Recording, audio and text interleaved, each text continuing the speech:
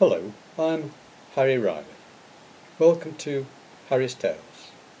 This is called Slippery Bones, a short story by Harry Riley and dedicated to Karen and Pete for their great tombstone hunting and laying the bones of this tale, and for Chris, Gramps and Caroline and the brand new little fidget.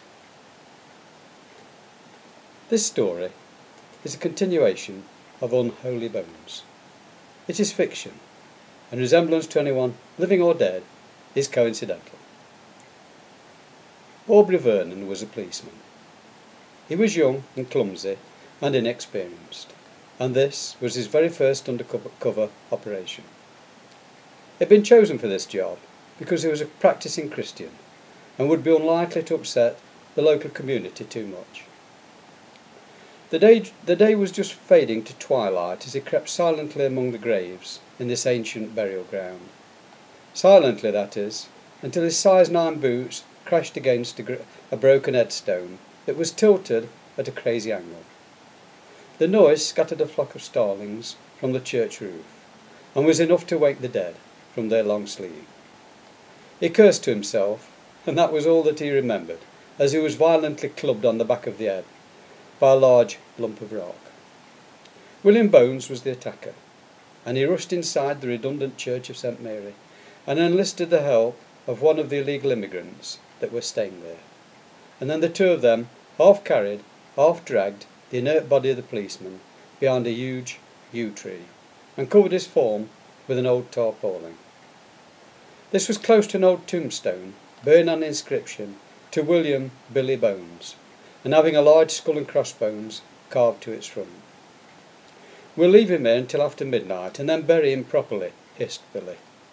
Back inside the dimly lit church, William and his immigrant helper were surrounded by 15 foreign nationals, all chattering away at once.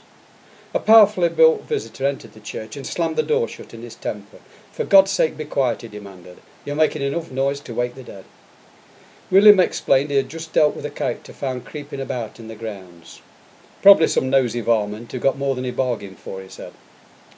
Quentin Oswald, the big local councillor, who had just entered, shook his head in disbelief when William said he had killed him and would bury him in the early hours of the morning. "You blithering idiot, you should have kept everybody out of sight and let him go on his way.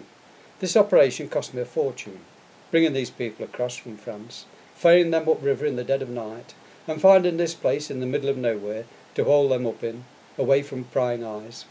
I can't afford to let you destroy it all. And on top of this, I have those wacky nuns to put up with." William looked at his boss in alarm. "What do you mean by wacky nuns?" he asked.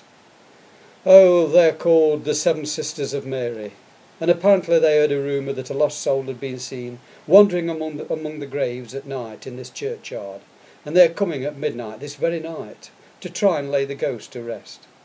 They will hold a lantern vigil around a grave while they pray for his tortured soul, or other such nonsense." This was bad news, and likely to scupper the gang's plans big time. "I can't stop them now. You'll just have to keep them all out of the way until it blows over, and I'll try and keep the nuns from stiffing about too much," he muttered, desperately thinking on his feet.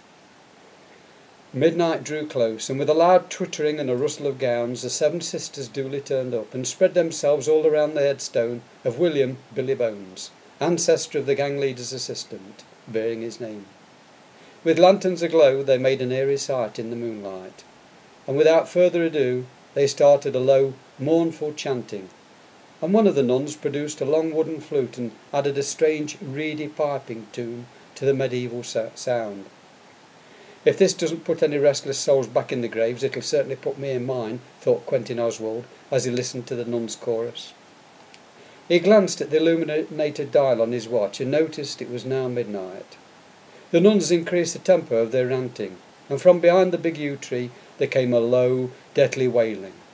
A dark figure lurched into view, and throwing up both arms, he fell forward over William Bones' tombstone. As one, the nuns screamed out in terror at the apparition, which they were convinced their ritual chanting had conjured up. Brilliant spotlights were turned on, lighting up the whole scene, and a loudspeaker announced, "Stand quite still. This is the police. You are all under arrest." Within seconds the whole grounds were swarming with fully armed officers of the law.